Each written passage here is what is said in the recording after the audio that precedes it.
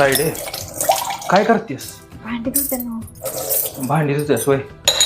म्या काय म्हणतोय, त्या सर्जाला शेवट पात्र आहे का नाही, आपलं काय कारस्थान चाललंय त्याची चावल सुद्धा लागू द्यायची नाही बघ.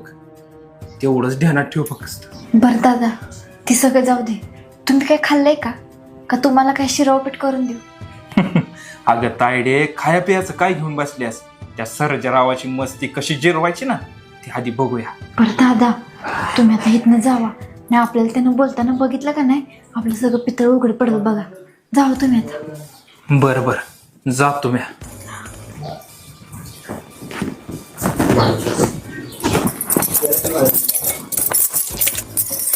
मला तरी काही